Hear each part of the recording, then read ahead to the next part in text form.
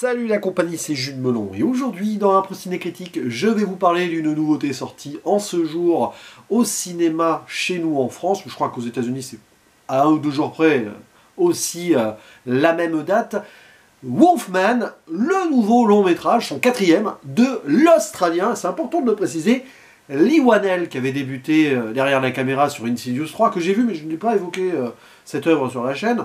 Donc grand ami, disciple peut-être, mais maintenant ils sont à peu près d'égal à égal, quoi, de James Wan. Il a ensuite fait Upgrade. Celui-là, je pense que je l'ai évoqué, il me semble que oui. Et surtout, il y a bientôt 5 ans, hein, mine de rien, Invisible Man. Donc là, il revient à nouveau avec une relecture en mode Universal Monsters. Alors là, c'est plus l'homme invisible qu'il met en avant, mais le loup-garou. Bon, c'est très différent de cette œuvre des années 30, je crois, 40 plutôt, bon bref, à ces époques-là, quoi, dont j'ai parlé sur la chaîne il y a quelques jours à peine, et oui, je m'étais préparé ainsi. Au casting, nous retrouvons dans le rôle titre, peut-être, ou pas, ça je ne sais pas, hein, Christopher Abbott, qui joue le père de famille, à ses côtés Julia Garner, son épouse et la mère de famille, tandis que la petite fille est jouée par Matilda Firth. C'est aussi la présence de Sam Yeager, qui, alors, c'est pas mis sur Wikipédia là, mais j'imagine, est le père du père. Une idée de transmission là, d'héritage peut-être qui se joue dans le film. Le synopsis sur le papier est assez simple. On va suivre une famille californienne qui vit à San Francisco, qui va bouger quelque temps, en vacances ou pas, dans l'Oregon, endroit magnifique, hein. Une vue splendide, tout ça, d'ailleurs on insiste bien sur l'idée, visuellement, en pleine forêt. Alors oui, il y va pour se ressourcer, peut-être pour ressouder le couple, mais surtout parce que il a enfin reçu le testament qui indique la mort de son père, qui avait disparu, peut-être un peu moins de 30 ans du coup. Bon, bah là il est déclaré comme étant décédé. On l'a pas retrouvé, voilà, les lois de l'Oregon font que... Bon. Donc il peut peut-être toucher l'héritage, on ne sait pas, mais aller récupérer les affaires du papa et aller voir la maison. Et il profite de cela pour se dire que, ouais, ça va détendre l'atmosphère familiale. Sauf que, arrivé là-bas, même avant d'atteindre la maison, ils vont se faire attaquer en pleine forêt par ce qui semble être, alors, ou pas, un loup-garou. Je dis ou pas parce que le titre nous donne la réponse, Wolfman.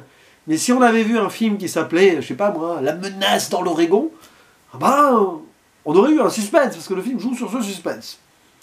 Bon, ou pas, parce qu'il y a cette scène d'intro avec le texte écrit qui fait que non. Et du coup, oh là là, la famille va devoir survivre. Se protéger. Mais se protéger de qui? La bonne question. Dans le synopsis, c'est plus ou moins évoqué.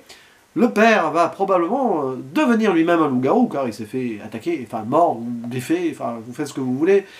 Peu importe, en tout cas il a reçu le virus, une sorte de fièvre qui est énoncé donc dans ce texte au début, ou que on surnomme de façon ancestrale par les peuplades locales, donc des natifs américains, la gueule du loup. Peut-être que malgré lui, le père de famille a amené donc sa femme et sa fille dans la gueule du loup. Peut-être dans la sienne. Et donc c'est un film d'horreur. Body horror un peu, fantastico-horrifique. Je l'attendais avec intérêt ce film, parce que j'ai vraiment bien aimé Invisible Man, qui fonctionnait donc sur une relecture moderne de l'homme invisible, avec la toxicité de l'homme envers une femme. Et donc... qui s'inscrit parfaitement dans les problématiques de la société actuelle, on s'attendait à ce qu'il fasse de même, du coup, avec le loup-garou. Mais autrement, quand même un peu.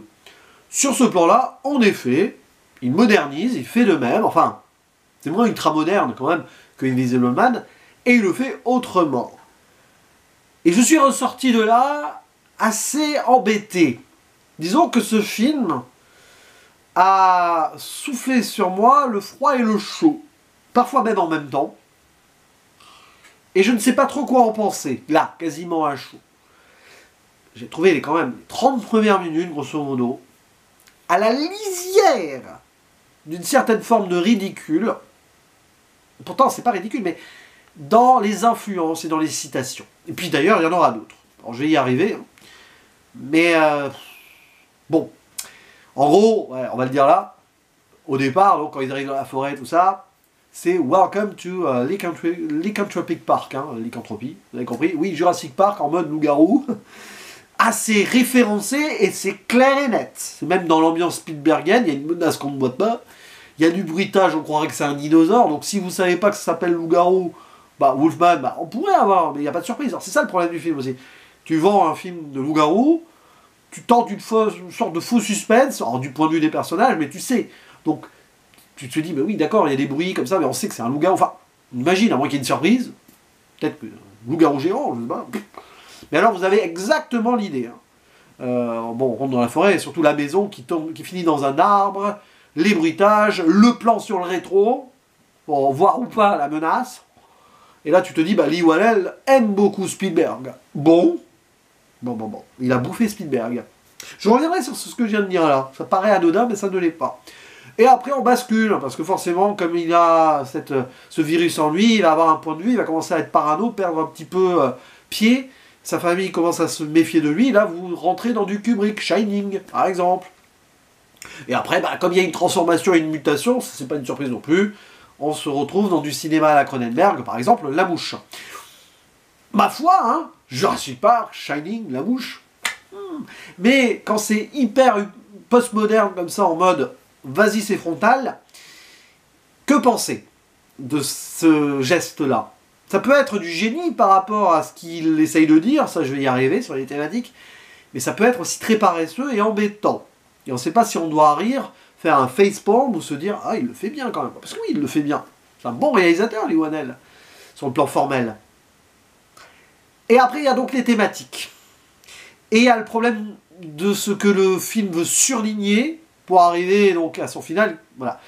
Autant dire que, arrivé vers la deuxième partie, là, je suis rentré dedans enfin, j'ai été subjugué de certaines choses, mais toujours avec ce goût amer dans la bouche. Quelque part, là, pour faire une référence à Spielberg, c'est un peu les dents de l'amer, L'-A-M-E-R. En plus, il perd des dents à un moment. Bon, il n'y a pas de référence à Jaws directement, mais voilà. Parce que, bah oui, tu rentres dedans, tu te dis, ah oui, d'accord, et tout. Ah, d'accord, ok, oh, et beaux effets de style de caméra, tout ça, panoramique, pour changer de point de vue, oui, super. Mais tu te dis, bon, il veut nous mener là, parce qu'il n'y a aucune surprise, mais est-ce qu'il arrive à le faire efficacement et de façon assez profonde? Tu sens qu'il fait 1h40, le film, 1h45, entre les deux, générique compris, et tu sens qu'il aurait pu faire 20 minutes de plus pour bien aller plus en profondeur sur certaines choses. Sentais si bien que tu arrives au bout, tu profites, tu vois les choses, elles sont bien sur la finalité, mais ça va trop rapidement sur quand, on va dire, la menace se retourne et elle devient ce qu'on sentait d'avance qu'elle serait. Et du coup, tu arrives au bout, tu te dis, ah, t'es pas passé loin d'un très bon truc, là. Et du coup, est-ce que le film est très bien ou il va trop sur ses références et il y a trop ces aspects bancals qui font que, aïe, eh ben je ne sais pas encore. Moi j'ai un double problème en fait d'emblée. Bah, c'est la vente du film dans le contexte universal, loup-garou. À jouer sur ce faux suspense. C'est un film de loup-garou, mais c'est un film faussement de loup-garou aussi. C'est un film de malédiction et de virus. De malédiction américaine, je vais y revenir. Mais aussi à cette scène d'intro, où on est 30 ans avant, où on voit donc le personnage principal père, qui est le fils de son père. Et limite, c'est trop ça. Ça surligne trop le propos. Il aurait été peut-être plus malin d'intégrer peut-être ces scènes-là en flashback, de façon, on va dire,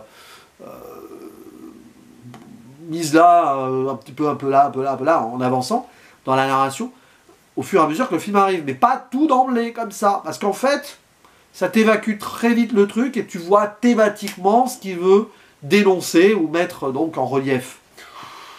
Ce qui est bien, mais du coup, j'ai un peu l'impression qu'il n'a pas fait confiance à son public pour qu'il puisse rentrer dedans et comprendre petit à petit les tenants et les aboutissants.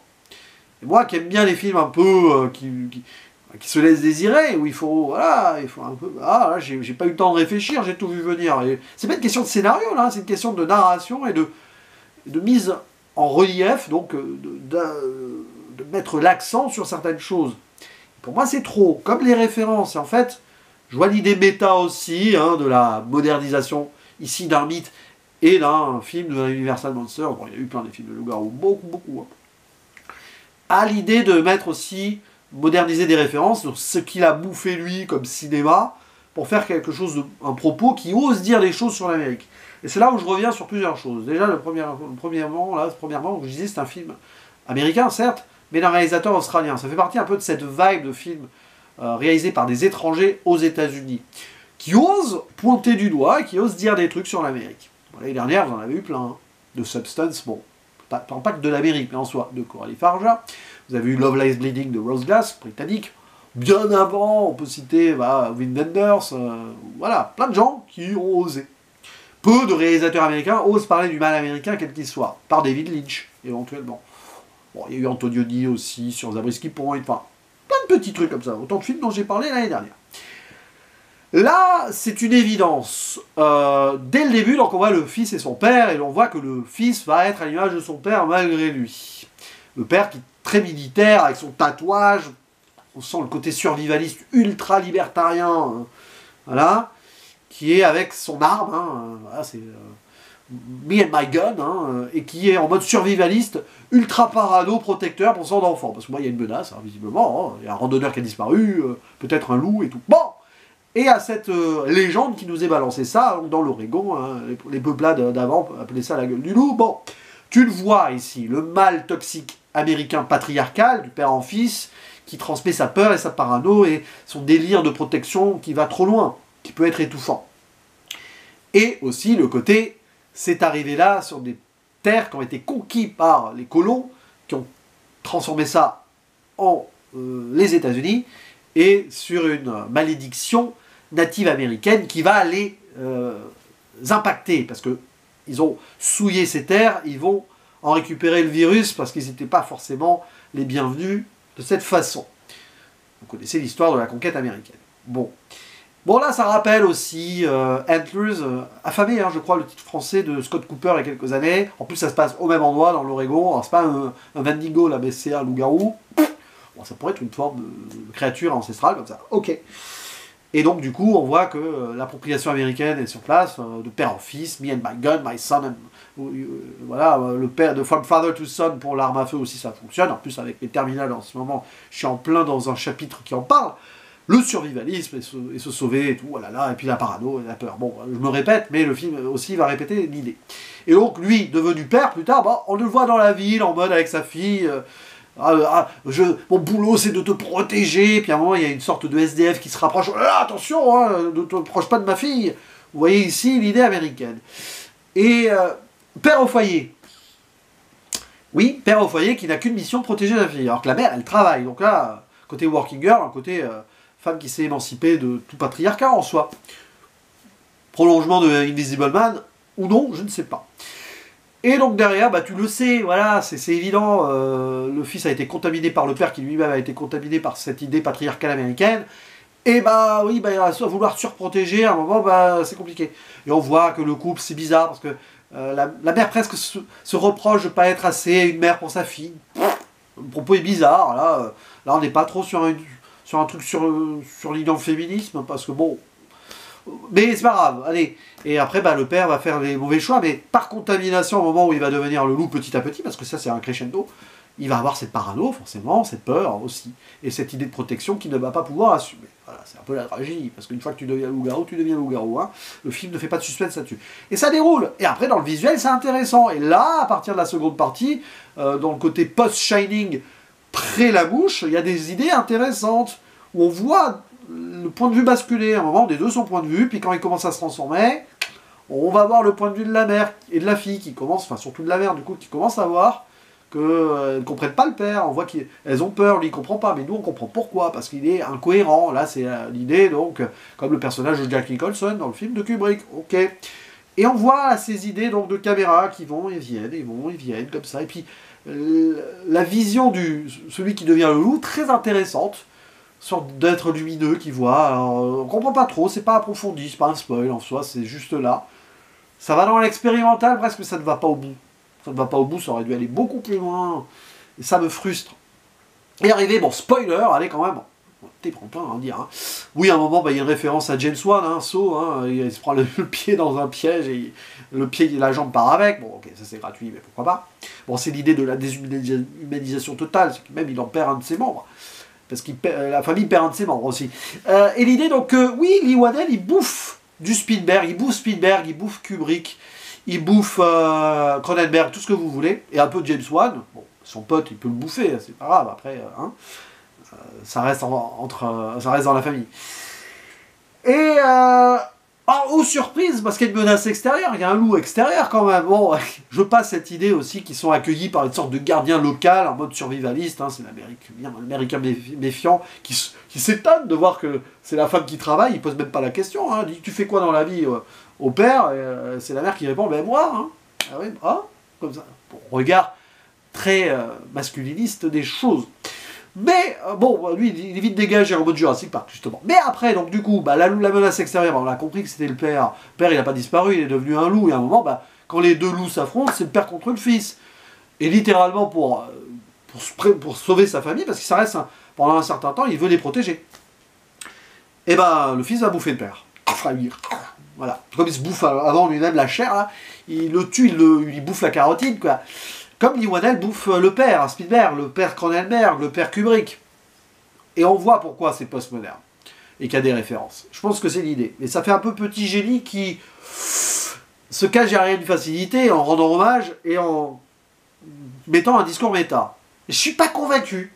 L'idée peut être brillante, hein, franchement, parce que c'est quand même bien établi dans la mise en scène et tout. C'est juste que c'est trop rapide et que je pense qu'on aurait pu prendre plus son temps sur certaines choses. Même s'il y a des moments, voilà, où ça se pose sur des points de vue, c'est passionnant. Y compris dans la mise en scène et dans le placement des personnages, et comment on voit où la caméra tourne, et la vision. Vision donc, du loup de sa famille, qui se transforme petit à petit presque en être de lumière, comme des esprits de la forêt ou des elfes, on ne sait pas. Et là, on ne peut pas creuser par rapport aux croyances des peuples des Premières Nations d'avant, parce qu'on ne peut pas. On n'a pas le temps. On ne peut pas, de toute façon, c'est compliqué. Bref, mais on comprend l'idée, peut-être. Et puis voilà, quoi. Bah, après, il devient vraiment la menace, et au final, quand le jour se lève, c'est la fille qui dit « libère mon père, hein, libère papa », et elle lui tire. La mère prend le fusil, il tire, et met fin à l'agonie. C'est-à-dire qu'il n'a pas pu assurer son rôle de père, de protecteur, bouffé par le père. Il bouffe le père, certes, mais il s'est fait bouffer, c'est trop tard. Et qu'il va devenir le loup parce que il est contaminé de naissance. Le gamin, au début, voilà, il a été éduqué en mode survivaliste. Et sur cette Amérique-là qui se méfie de tout, il n'a pas pu transcender ça malgré tout. Même s'il a enfoui cela en lui, le destin s'est rappelé à ce qu'il devait vivre quand il revient sur les terres du père. Et oui, c'est l'héritage, hein, c'est l'héritage américain. Et c'est pour ça que la fin est intéressante en soi. À la fin, on reprend le plan du début, magnifique vue sur l'Oregon, on voit le père et le fils. À la fin, c'est la mère et la fille. Les femmes ont remplacé les hommes. Et maintenant, elles sont là face à leur destin.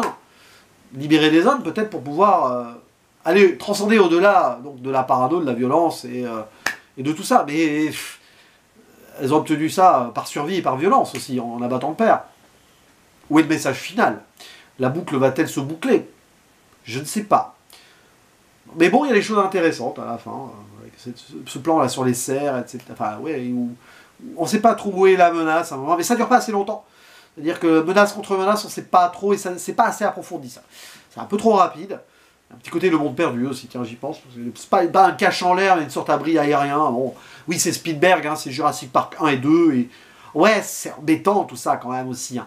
Mais le propos final est touchant. Il y a une tragédie à la fin, une tragédie à l'américaine, du père qui ne peut pas assumer, qui ne peut pas arriver parce que le mal est là, quoi. L'Amérique a fait trop de mal, que ce soit aux Premières Nations et aussi familialement à cette idée de parano. Et que ça ne peut pas aboutir à du bon. Je ferme la zone spoiler. Wolfman de Leigh Whannell, pour moi, c'est compliqué. J'ai revu Invisible Man il n'y a pas longtemps et j'aime le film, mais en le revoyant, j'ai trouvé aussi quelques failles. Je les vois ici autrement. Dans le sens où il veut un petit peu faire son poseur, il veut faire ses références, il veut imposer aussi son style et sa patte, mais il n'arrive pas à encore tout transcender et à tout aboutir. Le message ici est intéressant, mais il est trop frontal. Même dans Invisible Man, au final, il n'y avait pas de subtilité non plus. Alors, c'est normal, parfois, d'aller au-delà de la subtilité pour que le message soit universel. Mais je pense que le public est assez intelligent, globalement, pour y arriver à comprendre. Et c'est là où il y a un paradoxe, et je finirai là-dessus, parce que l'année dernière, un film comme The Substance, c'est même Love Lies Bleeding, hein, il y allait aussi de leurs références assez frontales, il faut l'avouer. Mais ça passait mieux Parce qu'il y avait, alors surtout pour The Substance, parce que Love Lies Bleeding, bon, bah, c'était bien, mais, très bien même, mais là, voilà, ça aboutit pas dans ce que ça aurait pu aller, dans la façon la plus décomplexée possible. Là où The Substance, à la fin, nous fait un truc extraordinaire, même si c'est ultra lynchien, et ça a été ultra Kubrickien avant aussi, bon, Kubrick est partout. Mais voilà, là, sur Wolfman, je suis moins convaincu sur la finalité, même si elle est touchante, même si c'est pesant et qu'on voit l'idée, on voit trop l'idée en fait. On voit trop l'idée, c'est facile à analyser un film comme ça. Voilà, c'est facile à analyser, mais c'est intéressant à analyser et à décortiquer quand même dans l'intention de son auteur. Donc c'est quand même un film passionnant que je vous invite à voir en salle. J'ignorerai totalement la note que je pourrais mettre là. Ça peut être 5, 6 ou 7 sur 10, selon mon humeur et selon comment ça va m'énerver ou pas ces prochains jours. De toute façon, les notes, je commence un petit peu à en avoir marre. Voilà, que ce soit sur Letterboxd, vous pouvez me suivre quand même, ou sur Sens Critique, je continue à référencer à travers ces notes-là. Mais c'est vrai que ça peut vite, très vite varier selon. N'hésitez pas donc en commentaire à dire ce que vous pensez de ce film, ou ce que vous en attendez si vous arrivez là. Évidemment, je fermais la zone spoiler à un moment, au pire, il y aura quand même un time gun où je ne spoil plus. Mais en tout cas, j'ai hâte d'avoir votre avis. Il faut qu'on en discute de ce film, c'est important. Et si ça résiste, c'est intéressant. Allez, à la prochaine, ciao!